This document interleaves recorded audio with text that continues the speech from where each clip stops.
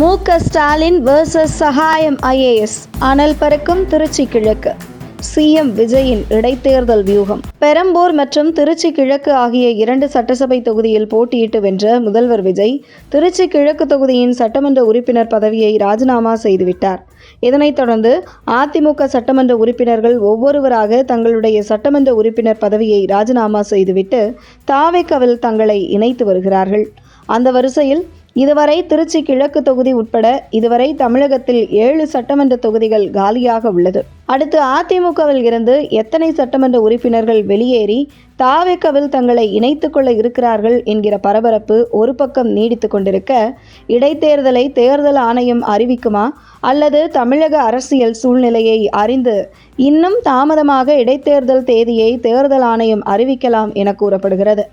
இந்த நிலையில் தற்பொழுது திமுகவுக்கு மிக முக்கிய கடமையாக எப்படியாவது மு.க.ஸ்டாலினை சட்டசபைக்குள் அனுப்பி அவரை அமர வைக்க வேண்டும் என்பதே. அதே நேரத்தில் மு.க.ஸ்டாலினை கடந்த 2026 சட்டசபை தேர்தலில் வீழ்த்திய தாவேக்க அடுத்து எப்போதும் மீண்டும் சட்டசபைக்குள் நுழைந்துவிடக்கூடாது என்பதில் தங்களை பலப்படுத்தி வருகிறது தாவேக்க.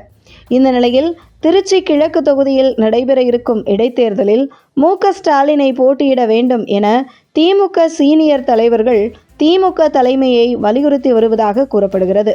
ஆனால் திருச்சி கிழக்கு தொகுதியில் போட்டியிட்டு வெற்றி பெறுவோம் என்கிற முழு நம்பிக்கை மு.க.ஸ்டாலின் மற்றும் அவருடைய குடும்பத்திற்கு இல்லை என கூறப்படுகிறது. அந்த வகையில் நமக்கு இருக்கவே இருக்கும் திருவாரூர் தொகுதி என அந்த தொகுதியின் திமுக சட்டமன்ற உறுப்பினரை ராஜினாமா செய்ய வைத்து அங்கே மு.க.ஸ்டாலின் போட்டியிட்டால் எளிதாக வெற்றி பெற்றுவிடலாம். திருச்சி கிழக்கு தொகுதியில் எதற்கு ரிஸ்க் என்கிற பேச்சு திமுக மேல்மட்டம் அளவில் நடந்துள்ளது.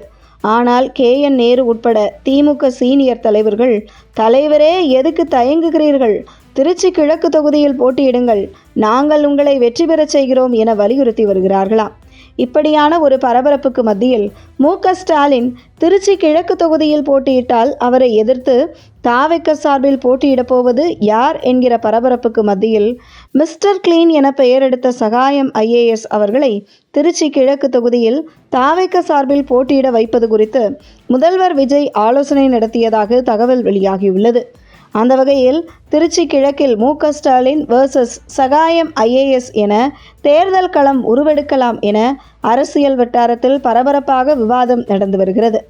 மேலும் சகாயம் ஐஏஎஸ் தனக்கு தேர்தல் அரசியலில் விருப்பமில்லை என முதல்வர் விஜய் தரப்பில் தெரிவித்து திருச்சி கிழக்கு தொகுதியில் போட்டியிட மறுத்துவிட்டால் தாவேக்க சார்பில் லொயோலா மணி போட்டியிட வாய்ப்புள்ளதாக தகவல் வெளியாகியுள்ளது.